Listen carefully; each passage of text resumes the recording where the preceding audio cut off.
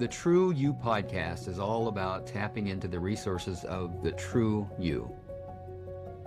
The problem with trying to be someone else, who you think you need to be to get by and get more, is that you have to try harder than you need to in life. And that's exhausting because you've lost access to resources like creativity, clarity, compassion, and confidence.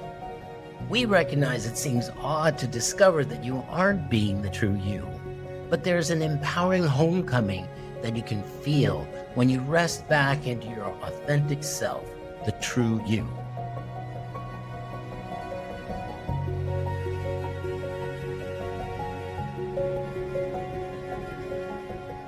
Welcome. This is the True You podcast. And my name is Bill Tierney. I'm a certified IFS practitioner and a compassionate results coach. And I'm joined by my co-host, Dr. Martin Kettlehunt, author and leadership coach. Marty, is that the way you want me to introduce you? Or do you refer to yourself? I was listening to your introduction of you. I noticed you added the word compassionate results coach. Yeah, that is new. Results coach doesn't really point to how I help people get those results. Compassion does. It's a very cool addition. Thank you. Love it. Speaking of cool, we got a cool new guest joining us today. Great Alison segue. Dyer. Alison Dyer and I have known each other since 2019 when we were both invited to meet each other in our mutual therapist's office.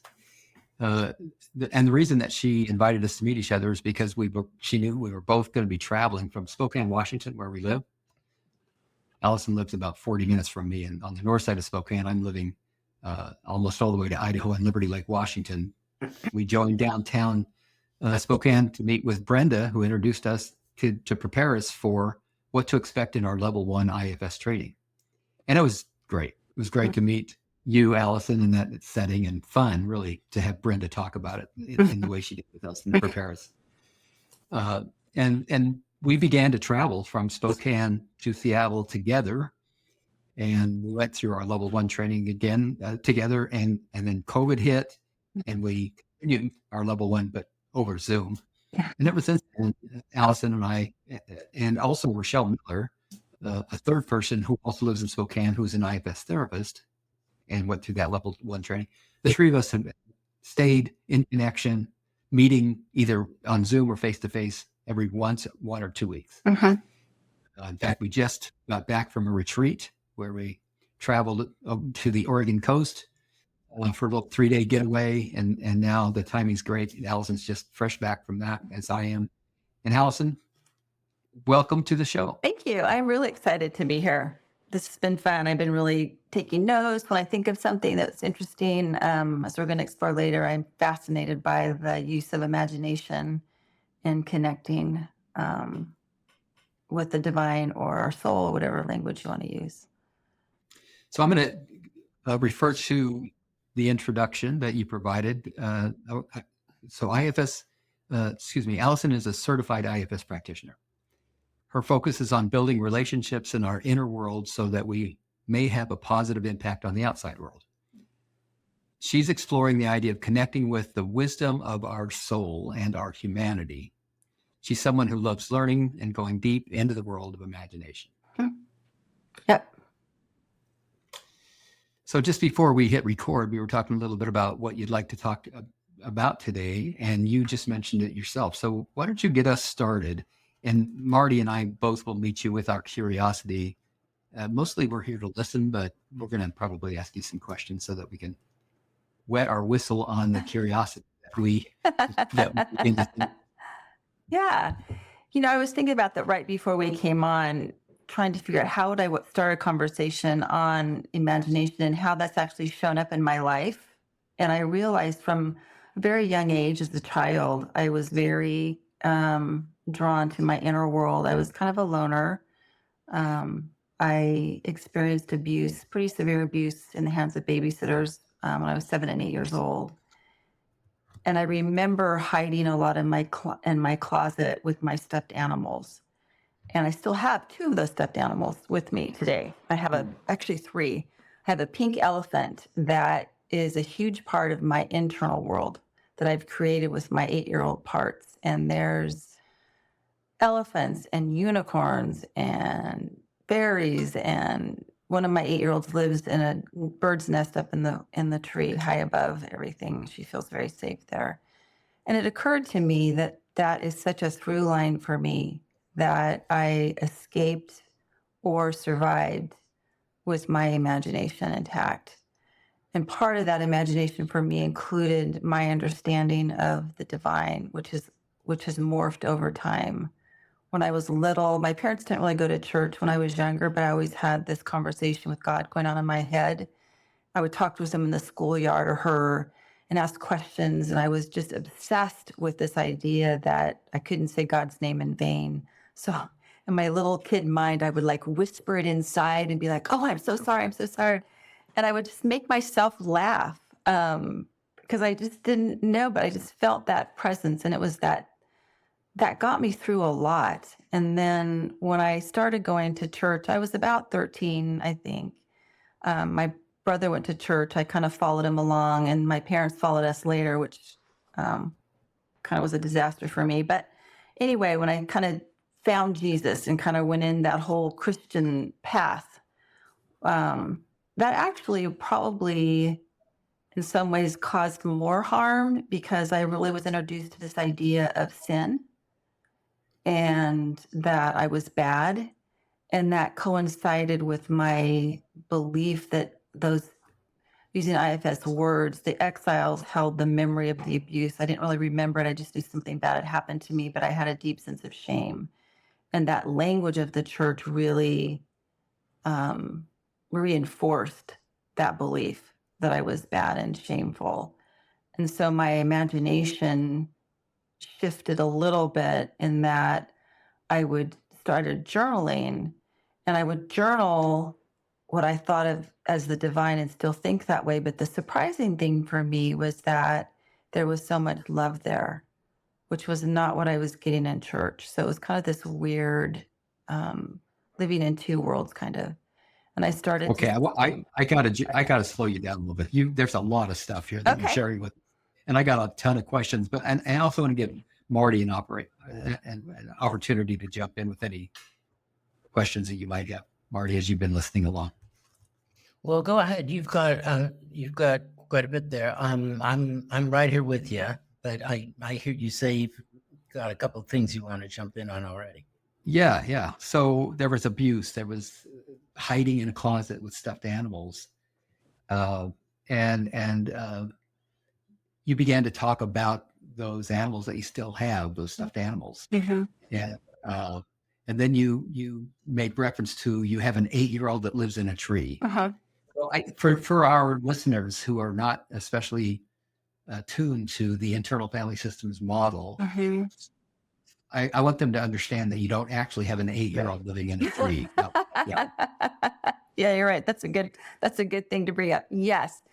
I did get ahead of myself. So when I started seeing Brenda and we started really exploring in such a deep way, and I started understanding that I have parts of me, I came across these 8-year-olds. I have several 8-year-olds, and each 8-year-old holds a different memory of what happened. And so the 8-year-old that lives in the tree house has a different memory than the one that holds that walks around with the pink elephant. And so for those parts of me, my connection to them was through the imagination. Mm-hmm. It was through that imagination that they could meet up with the self of me in a way that felt safe to them. It wasn't the church. It wasn't the God of the church. It was me, the energy of myself. Mm-hmm. That same imagination that helped you to survive the abuse, Mm-hmm. that helped you to hide Mm-hmm. and protect yourself, Mm-hmm. was used later in the internal family systems model with your therapist, Brenda, Yeah. who helped you to use that imagination to connect with your parts. Yes. Yes. Great. Yeah. Yeah. I think that's really where my love affair started, with bringing in the imagination into conversations around healing, Mm-hmm. especially around trauma.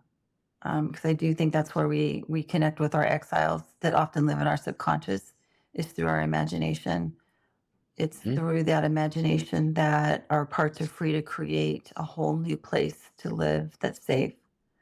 I have, I mean, I could go on for hours. I have so many things in my world. There's whole universes where there's planets with the silver string that's attached. I have parts that are flung far away and they're attached by the silver string to me. And that's where they want to live. And I'm okay with that.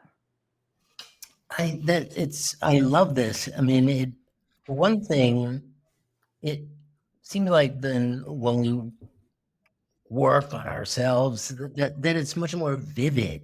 Like if we employ the imagination and give it texture and qualities, then it's going to be enjoyable to return to and inviting to be part of that inner work.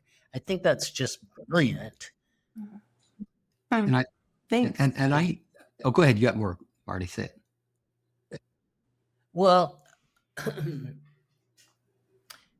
I'm just wondering, like for people for whom this might be brand new, because it's sparking all these things. I mean, like there are certain places where I do use my imagination, like when I take care of my plants. They have personalities, they have names, we have a relationship, right? But I don't do that as much, like in the kitchen or in my exercise, and I could. Right. So I'm just wondering, for somebody for whom this might be brand new, like what's the step into that? Well, where do we, right? You see? Yeah, I see what you're saying. Yeah. The first thing that comes to mind, which I'm really starting to love, is the what if questions. Because I think for a lot of folks, it's going to sound really far out there and woo woo, and I get it. I get it. So for me, I always think in terms of like, well, what if it's possible? What if? I don't know. But I know for my clients that don't have the vivid imagination or the experience of it for them, or they doesn't make sense to them. If I just pose like, well, what if it's true? Or what if your parts could create something that felt safe to them? What would that look like? What if, what if it's all a bunch of hooey? Okay, what if? Yeah, I love that. Like I have a surprisingly large number of clients who know the ring cycle inside and out, like Stephen Colbert does, like he could decide any moment in the whole trilogy and Hobbit as well, and what it all meant. And so sometimes that's a good way into conversation. Well, what if this were happening in Middle Earth? What if Frodo was caught in this situation? What would he do? Right? Yeah. Yeah. Well, and if you think about it, you can even go to the more concrete world. Like Bill and I were talking about this, Rochelle, that I read somewhere that it was like between when the Wright brothers flew their plane and we landed on the moon, 66 years had passed. Wow. Right? So what if our ideas about how we want to go somewhere, or Mars, it was like, I did a deeper dive. I can't remember how many years. It was like 51 years, I think, between when we landed on the moon to when we landed on Mars. So that's not a lot of time in between, but it starts with, well, what if we could get somewhere? And then the human mind is so creative and so powerful, and that's the imagination piece of it. Like it takes imagination to think about, I want to go to the moon, or I'm going to send this telescope 1 million miles away from Earth so I can peer into the farthest reaches of the galaxy. What if that's possible? And here we have it. Yeah. I'll just say one more thing and then I'll hand it back to you, Bill. But I'm very interested in science and the way science works and why it's an effective way for us to get to know what's real in the world. And science always starts with what ifs. What if we gave a little bit of the disease so that we built up an immune to it? Oh, vaccinations, right? Comes out of that. Or what if the reason why we see whales lactating is because they're actually mammals in the ocean? You know, pursue that, we find out, oh, they actually are mammal, right? So I think that the imagination plays, I just want to say that I think the imagination plays a much bigger role than we give it credit for. Me too. Me too. And I think it's easy to discount it because, you know, my inner world and my imagination is just as real to me as the two of you. But it's my inner world, right? Yeah. Other people's inner world will be different, but it's the same. It's I'm imagining something, and for me, it's then become real. It's useful. It's meaningful. Right. Right. Brenda Yeah. is the one who helped me to get past my resistance to allowing my imagination to be perceived as anything that was valid. Because I was using my imagination, I discounted the experiences that I had entirely. So, for example, in an IFS session, Brenda's inviting me to go inside and connect with my parts. And the very first session that I let my guard down enough to actually attempt to go inside and connect with the part to hear from it, that I went in and asked a question. And she coached me up nicely. She said, don't try to figure out the answer here. Just ask the question and wait to hear an answer.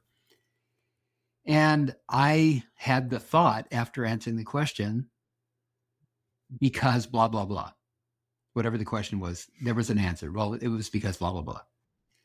And Brenda must have seen a look on my face. And she said, what's going on in there? And I said, well, I think I'm just making this up. I mean, I just asked that question, and the thought that came to me was it was because of this, this, and this. And she said, so you think you're just making that up? And I said, well, yeah. I mean, what else could be happening here? I think I'm just imagining this. And she says, well, what do you think the imagination is for? Think of the word image, imagination. That's the core of the word imagination. So it's an image. But you actually heard something like an answer, and you're labeling that a thought. What if, in fact, the imagination is there, like as the midway point? Now, these aren't exactly her words. I've kind of evolved the idea since then. What if the imagination is there as the midway point between the conscious and the unconscious? And so if you want to ask your unconscious a question, if the unconscious wants to answer it, it needs to have a midway point to be able to meet you so you can hear the answer. What if that's what the imagination is for? Interesting. And so since then, that skeptical part of me has been kind of watching that and saying, well, yeah, what if, as you say, what if that's what's going on with the imagination?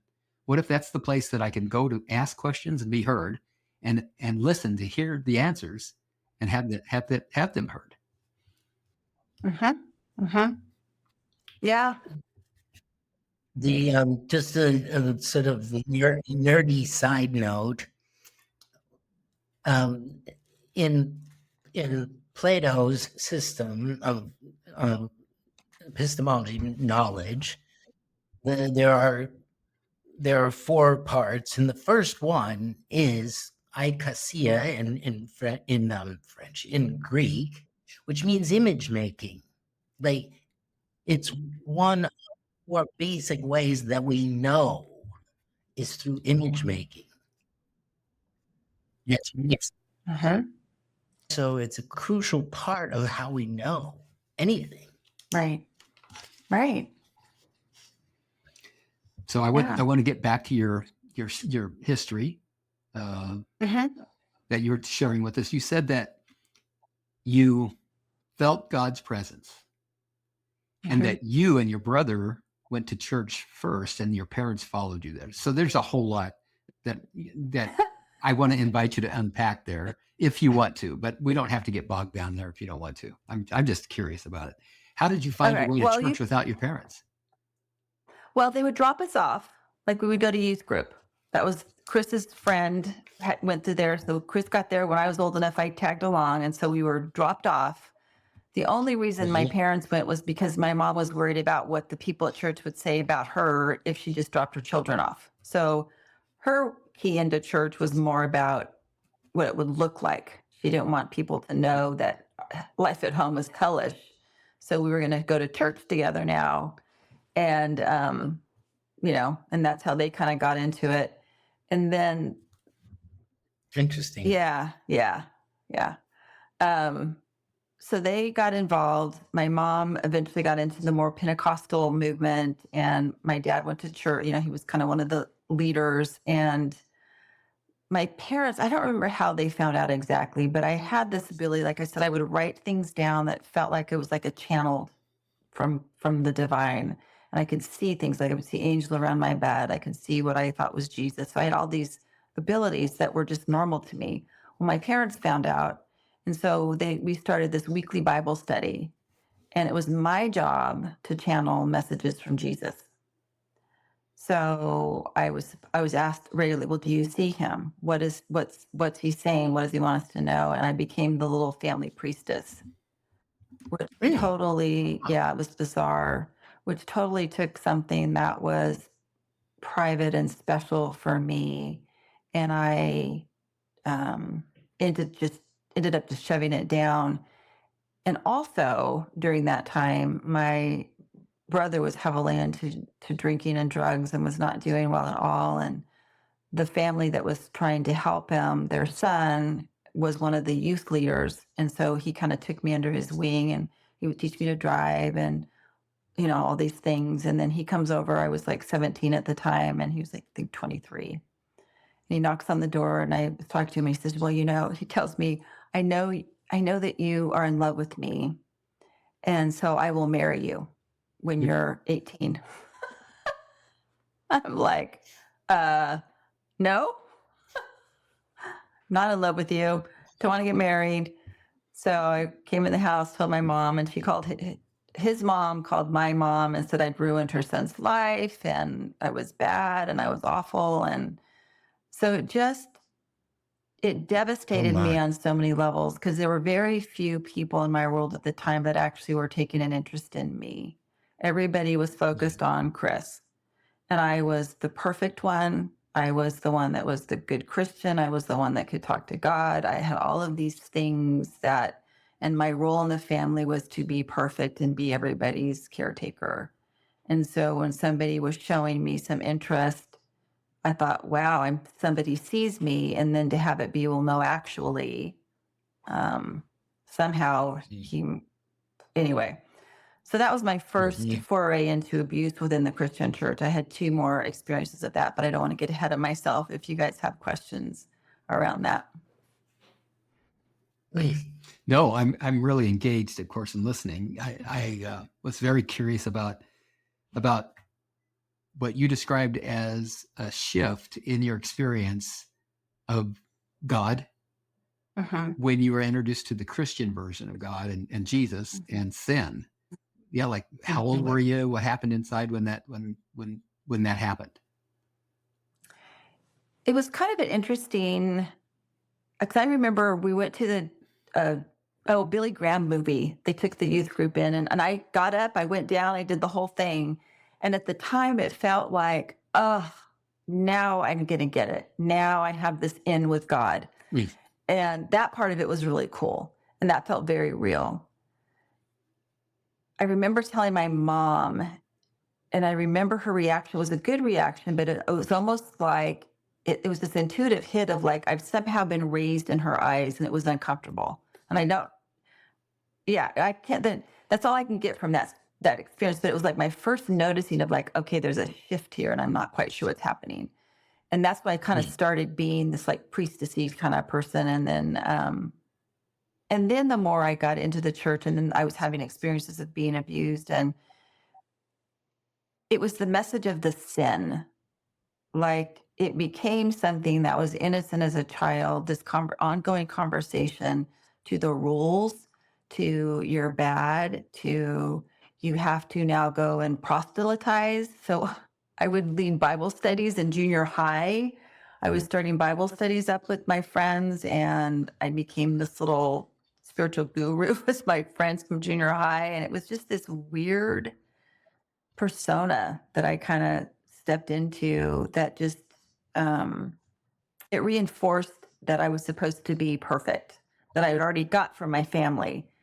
So those experiences with my friends and being that leader, that because I could, and I do have that intuitive psychic abilities where I can channel things, I can, and I'm just starting to kind of take that back in ownership. But at the time, through the context of the Christian church, it felt sullied. And so I kind of buried it in some ways for years. Um, Well, the original relationship to God, you mean, got buried? yeah, that ability to, like when I was a Mhm. child, I mean, I didn't think about sin except for saying God's name in vain. That was as far as I got. And then when I Mhm. went to the church and I did the whole thing and I started the pressure from my brother going his direction, the pressure I was going with my own relationship with Mhm. God that was still there. But on top of that was the church. So I still had these Yeah. abilities, and it was getting the church's message that you're bad, that you're sinful, that you have to do all these things, kind of put itself on top of it, on top of my beliefs. So, and I mean, in the context of the True You podcast, um, you tell at that point the difference between what was the true relationship to God in you and what was foreign or false or did was there confusion or how did you reconcile that? I'm not sure I did until recently, to be honest, Marty. I think, Interesting. yeah, I think it's been through my work with IFS and the work I've done in unpacking that. I could look back on it now and see that it was actually, like your question made me remember that I had the memory of the abuse. I had like a bookend, and when I hit Mhm. adolescence and my hormones kicked in, my brain could kind of start thinking differently. I started really feeling like something had happened and between this space that was really, Uh-huh. really, really bad. And Mhm. so that sense of badness with Mhm. the church's message of bad coalesced. And so I started internally unraveling under the weight of that. And I don't think I really realized that till putting it together right now. This is kind Mhm. of fun. Mhm. So it wasn't until I was starting to feel like this undercurrent of, man, I'm really, really bad. The church is right. So I better Mhm. do all of these things. And that's when my shift in God turned from me walking merrily along to me, this image of me as a very small child covered in tar at the basement, and me trying to get all these other people to heaven, somehow thinking, well, if that happens, then maybe God will let me sneak in through the back door. Yes. And I believed that for decades. Like I have to keep doing this to maybe God can kind of sneak in um, Mhm. to the What church. and how did that begin to change? You said it was through work with IFS. Um, yeah, that was because I started when I started getting in contact with self. I Mhm. didn't think by the time I got to Brenda, I'll briefly go through the other things with the church because it will make more sense the complete damage I had. When I was in my early 20s, I was working at Human Lake Christian Camp and my boss was horribly sexually abusive. And just, it was awful. I ended up quitting because I'd go to his office, I'd have to kneel down in front of him to open the safe because I was in charge of money, which probably crack you up, Bill. Maybe I was in charge of the money. Um, Right.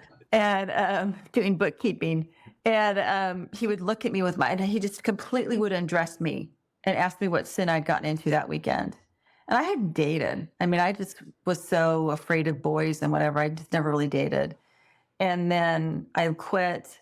I was going to go to a different church. I wanted a church that had college age people. So I prayed and prayed and prayed. Like, I just, God, show me where to go. And I went to this one church. There was this very vibrant pastor, early 30s, handsome, vibrant. And I just felt like, oh, this is where I'm supposed to go. So I started going to that church. I got involved as a worker for the junior high group. And I started noticing that he would be staring at me from the pulpit. And I just had this feeling like, oh, this isn't good.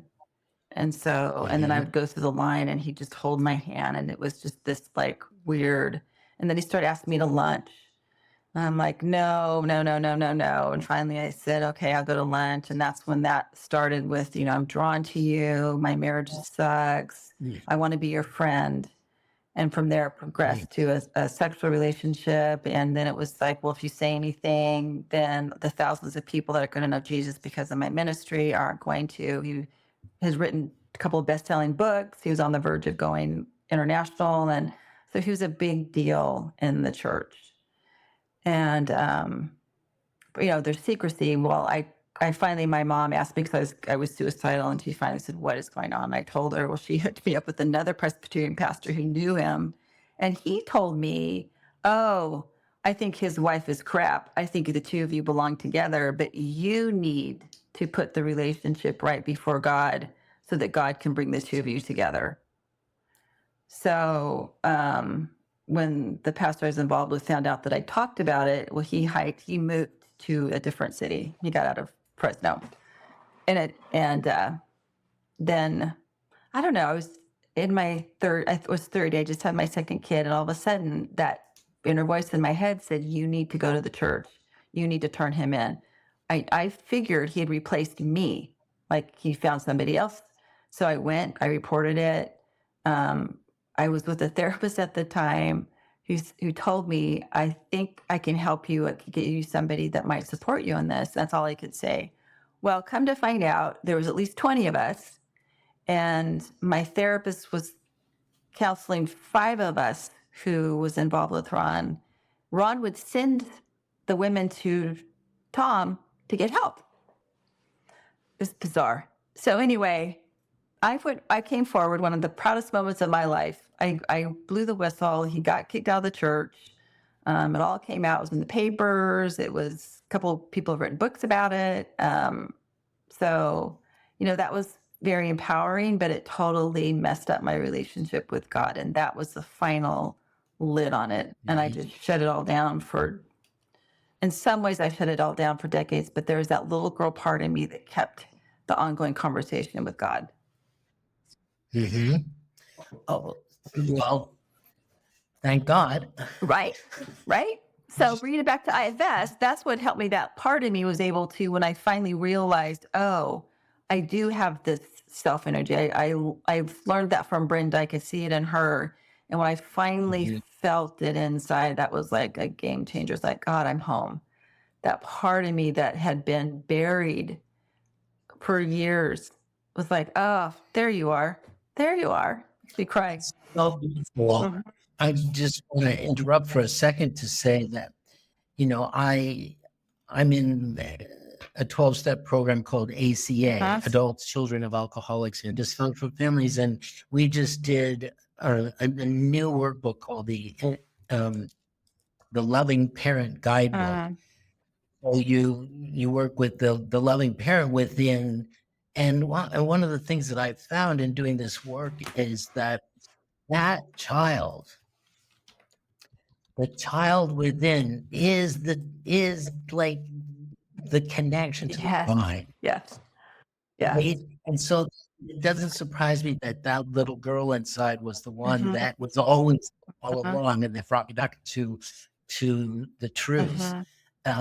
I find that a lot of times when I've got like some big hairy adult problem or quandary that I'm in, if I can go within and just connect with the little boy, the divine information.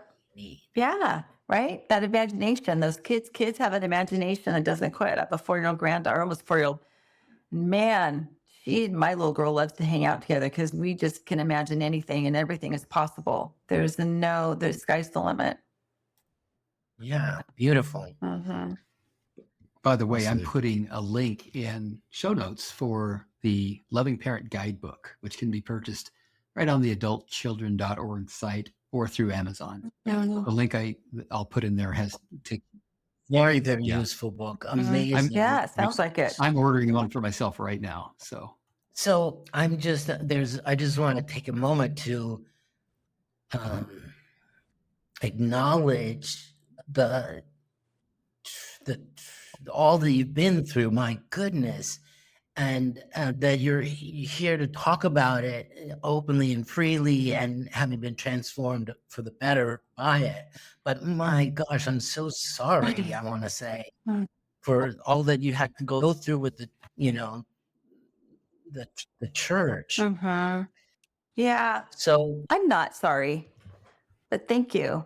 I mean, I'm at a position, yeah, I'm at a place now where it's like, I'm not sorry because I really, I've learned a lot. yeah, that's a great attitude. Mhm.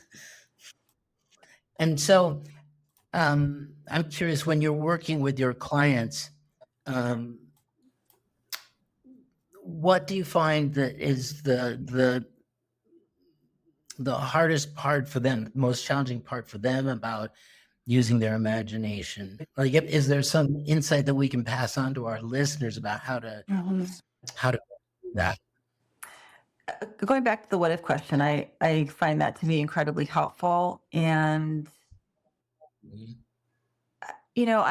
I'm very much energy focused when I'm with a client. I really kind of ground myself. And so I'm kind of feeling into, this isn't very concrete and I apologize, but for me, I kind of feel into what I'm sensing their little parts are saying. And if I can find a part in them that is open to the possibility that maybe we can come out and play, or maybe there's another way of looking at it, then I try and go that way. Or I just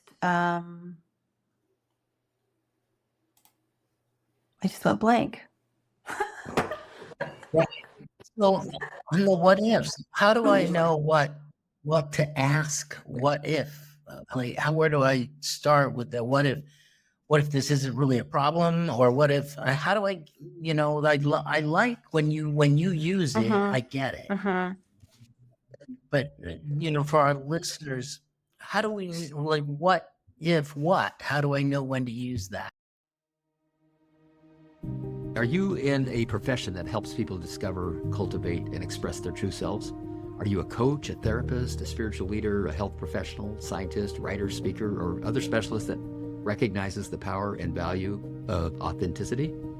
Would you like to be a guest on our podcast? We're looking for guests to bring on the show to expand this exploration of the true you. You'll find a link in the show notes to use to introduce yourself and start that conversation. That's a good question. For me, going back to my clients, if I'm like, I have a client now who they're very bound up in their trauma. So I don't do what ifs with them. They're just too hurt. They're just too tied down to the what is not possible. And so I just stay there. I just stay there with them and slowly introduce the what ifs. And I will use something like, and Brenda taught me this, is 5 parts with people that are so entrenched in their story and they just can't imagine something else. I'll say, well, what if you take a drop of your belief, a drop of your burden, pull it out, don't have to get rid of it, put it on, Brenda would use nature because I love nature, put on a leaf, put on a flower, and just look at it and see what happens. Did anything happen? No. Okay. So what if you took some curiosity and pick a drop of curiosity and put it in the spot where that other burden was? And what if you do that? And what happens? Does anything bad happen? No? Great. So let's just do that. Let's just take a tiny bit of it and play around. And what if we do that? And then when I end a session, I will invite my clients to invite all of their parts back in and say, okay, did you see what happened here? Did you notice that we took a little drop out and nothing bad happened? I see. So what if we just let that be and you keep an eye on it? And if at any time you need to grab that part back, that little drop, that's okay. That's okay. But what if you don't? That's very helpful. That's very helpful. I mean, it reminds me that one of my biggest breakthroughs in my recovery from growing up in a dysfunctional family was to ask at one point, well, what if they were just doing the best they could? Maybe it wasn't like in order to hurt you. What if there was, a reason that they had that made sense to them they did. my parents, and that opened up a Uh, world. That opened up a whole new world. Like, wow, and now, I have nothing but respect and love for them. But that what if question was right there. Now, yeah. Or what if your parts don't have to change? What if they can just be? What if they just get to tell us their story, whatever that is, and then that's that's it? great. What if you're not broken? Yeah. So they sound like they center around like questioning the the sort of like the part that is of the part of the story that is unquestioned, Uh-huh. right? Uh-huh. That would be to start like, well, she's just got to be wrong. That Uh-huh. just can't be. Uh-huh. What Right. if? Right. What if she's not? Or what if there's another Mhm. way of looking at it that we haven't discovered Right, yet? I mean, when you ask the what if right, questions, you're getting outside of we get in spirals, right? Our parts get in this habit. We have a habit of acting and interacting. So what if there's a third possibility that we don't even see yet? What if we right, don't have right. to show up in the same way? There's a different way to show up. Mhm. And if they say, Right. I can't imagine it, well, that's fine. What if that's Mhm. okay too? It's right. Yeah. Well, I love that kind of what if because it, and instead of the background assumption being, well, something's got to change here. Something can't be right about it. What if this is just the way it Right. is? Right. How would that affect Mhm. you? Right? What would you do with Right. that? That's beautiful. Yeah. And for the wounded parts and their protectors in the IFS model, what if what happened wasn't about me at all? It happened to Mhm. me, but what if it wasn't my fault? It happened to Mhm. me, but what if it didn't define me? And on that note, I'd kind of like to read something that you shared, Allison, if you don't mind. We've got about 10 minutes left here before we need to wrap up this session. But and so I want to make sure that you get to what you wanted to talk about if you haven't already here. So when I asked you to be a guest, I sent you a form and I asked this question: tell us about your experience, personal story, or message you'd like to share. And this is just one little excerpt out of how you answered that. And then I'd like to just hear how you comment about hearing your own words reflected back to you in this way. I'm just going to read it. I'm not going to paraphrase it.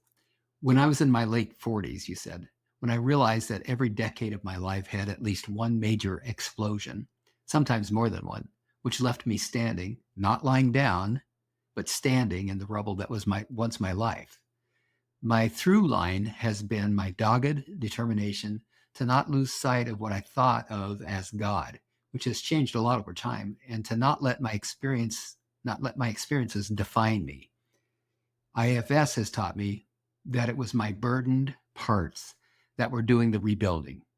Included in that process were those moments when I was at my lowest and the divine stepped in and offered me hope.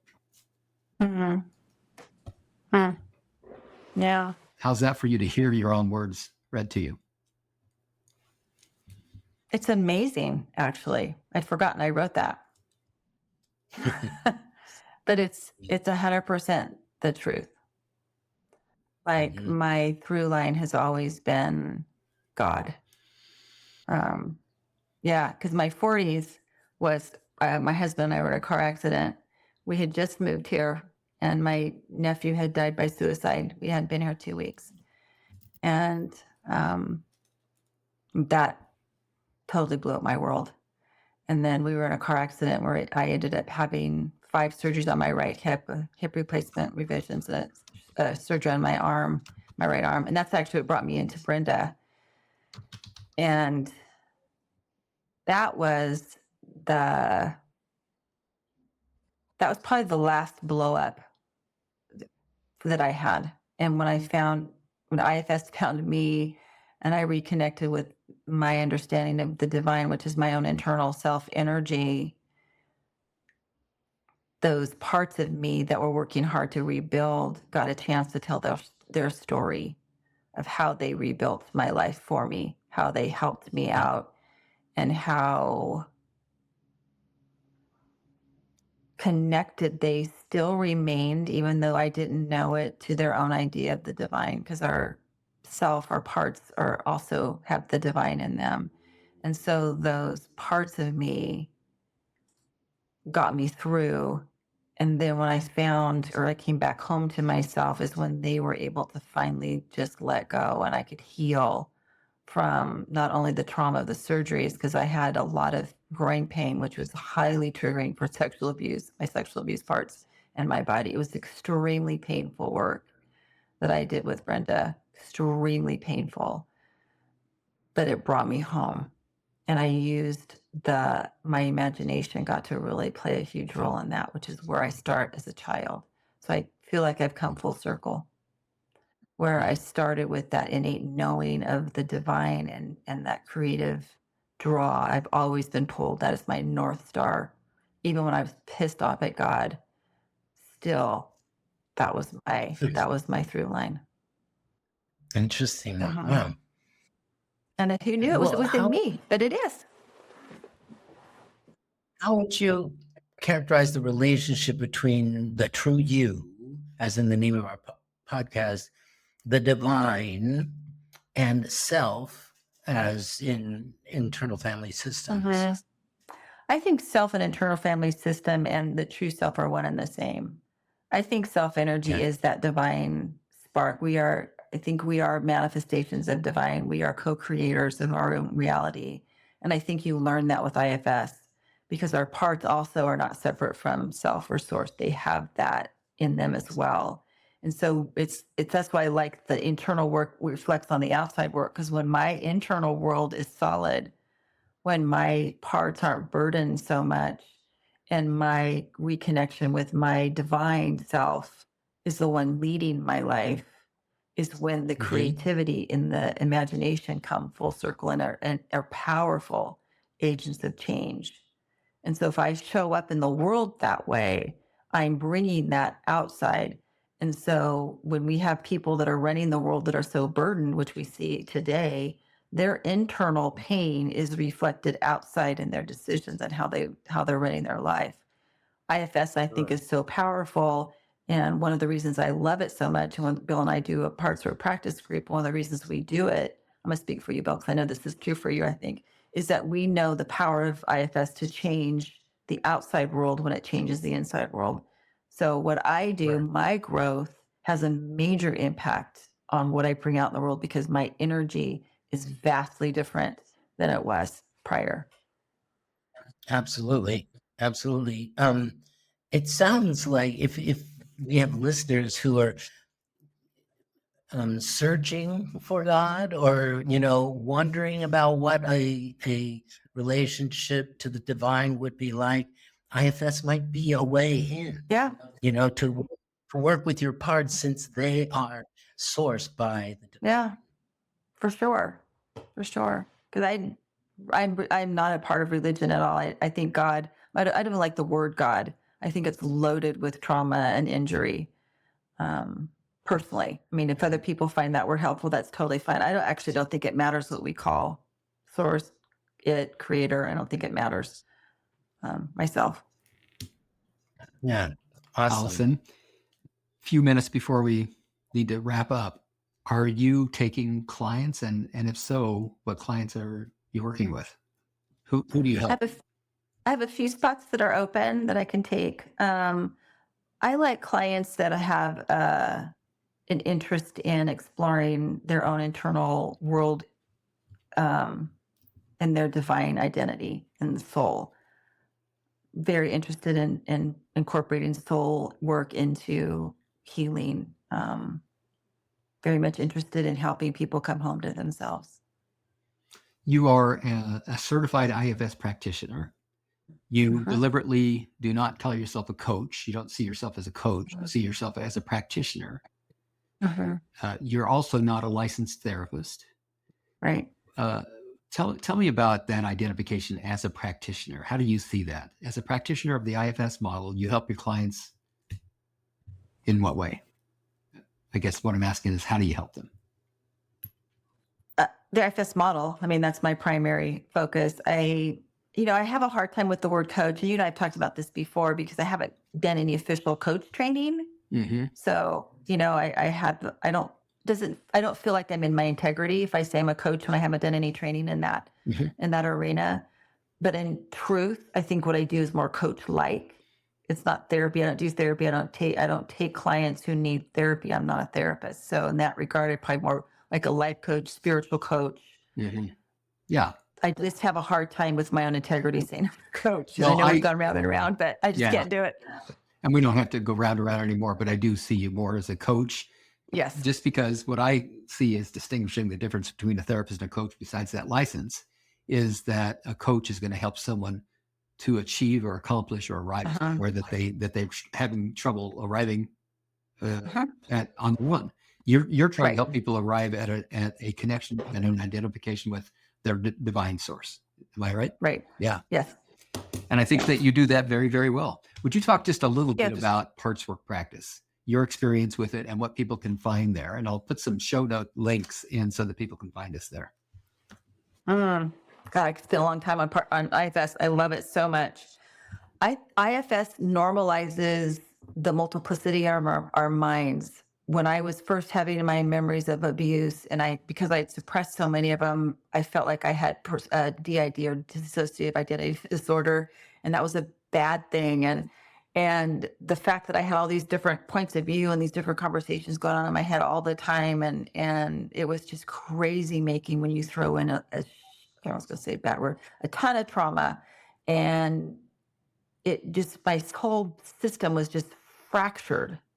So when I came across, and I had been decades with therapy, talk therapy, and that made my managers really strong. And thank God for that, because I had 2 babies and a husband, and I didn't want to hurt them. And those parts of me really, really helped me with keeping my life together until it fell apart after my nephew died and I was in a car accident. So that piece of it for me, IFS, with the parts work, it normalizes that we have parts. It normalizes our trauma. It normalizes how we show up in the world based on our trauma. But it also offers a great deal of hope when you realize that the core self of who you are, that divinity that we all are, is not broken. It doesn't experience trauma. It has no fear. It is pure love in the most profound, courageous, fierce, playful way possible. And it is that divinity, that connection that you can have with yourself that brings you back home. Would you just say a few words about how parts work practice ties into that, how people find their way there? Our group. Oh, parts work. Okay. Yes. Parts Work Practice is a free group that Bill and I co-lead. We are in the process of writing a guidebook, which is going to be published this year. And she says with confidence. I'm confident. We're gonna do this. Parts Work Practice is helpful because we're going to start over in our book in next month. I think April, right? We're starting over. That's correct. And it takes a person from the bare bones of IFS, just introducing the idea of what parts are, and we go through each exercise brings you further and further along in your understanding of what a part is, what your managers are, your firefighters, your managers, your exiles, self-energy. We take you all the way through that process of understanding. So by the time you get to the end of the guidebook, you have a good understanding of your parts, what they do, why they do it, self-energy, why self-energy is key, that it brings the healing energy, the love, everything that your parts need. So by the time you're done, you are not done with life. I still have parts that get activated. I still have exiles, but you have a tool. You have a toolbox. You have a way of living your life that changes everything. Do we lose Marty? We lost Marty. I don't know if he had to leave or if he just lost his connection, but this is a good time for us to say goodbye. I want to say thank you so much for being a guest on the True You podcast. You are the first guest, the first of many. Oh. Yeah, you are our first guest for this True You podcast. I forgot. I think it was fun. I think it went absolutely wonderfully, and I really appreciate you coming on and talking about so vulnerably and transparently experiences and how IFS has helped you and how you're helping other people because of your own healing. So acknowledge you for that. Thanks, Thank you Bill. for being here. Okay. Thanks. And I will see All you right. very soon. Thank you. Yep. All right. Thanks, Bill. Bye. Bye. We appreciate who you are, that you would be listening to this podcast, and want to acknowledge all those parts of you that yearn for the experience of the true you. If you like this episode, click like, share it with others, and be sure to subscribe. Listen again next week for the newest episode. Check show notes for a transcript and a link to resources, including a link to let us know if you'd like to be a guest on our podcast. Thank you for listening and going on this journey with us back to the true you.